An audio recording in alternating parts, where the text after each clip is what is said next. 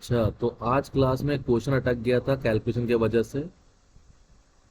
ठीक है। मैं रास्ते पर सोचता रहा कैसे करना है क्वेश्चन। अब फाइनली ट्राई करने जा रहा हूँ। ठीक है। मैंने सबसे सिंपलेस्ट अप्रोच रखा रास्ते में, जब मैं स्कूटी पे वापस घर जा रहा था।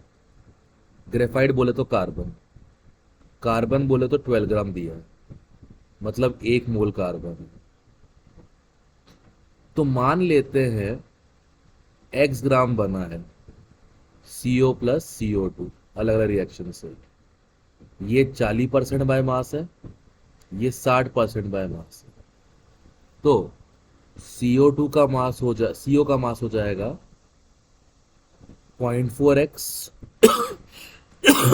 सॉरी, CO का हो जाएगा 0.4x और CO2 का मास हो जाएगा 0.6x। अब इनके जो मोल्स होंगे वो तो कार्बन से ही आ रहे हैं, जो कि इक्वल टू 1 है। तो CO का मोल प्लस CO2 का मोल कितना हो जाएगा? सॉरी, CO का मोल प्लस CO2 का मोल कितना हो जाएगा? 1 मोल।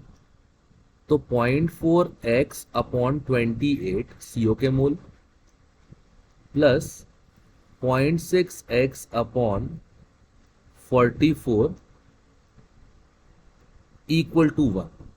CO के मोल CO2 के mole total equal to 1, because दोनों 1 मोल कार्बन से आ रहे हैं मिला के। अब इसको सॉल्व करेंगे तो सबसे पहले 4 को इधर भेज दो, 7, 11, 4 को यहां भेज दो।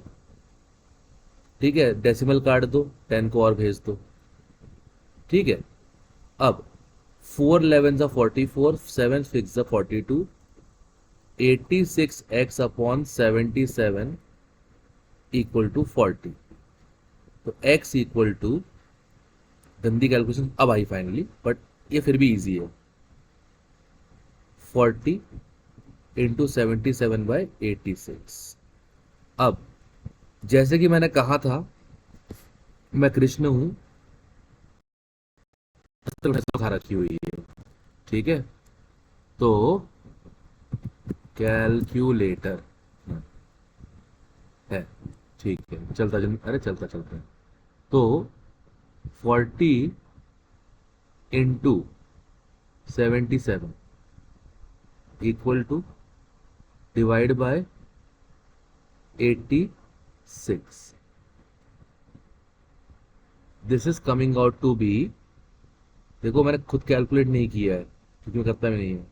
कहाँ गया? ओह, कैलसी कैलसी, 35.8।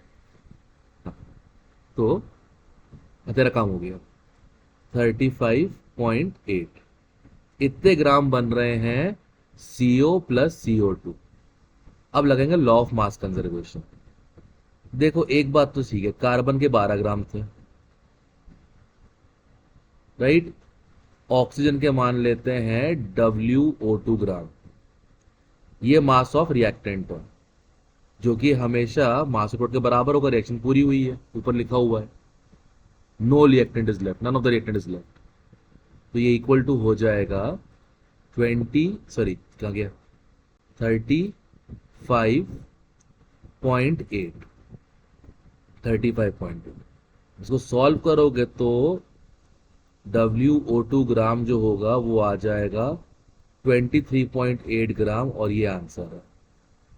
मैंने वही चीज क्लास में नहीं की थी, सबसे ज्यादा प्रीच करता हूं, law of definite proportion, law of mass conservation. Now quite easily done. ठीक है, देख लेना इसको।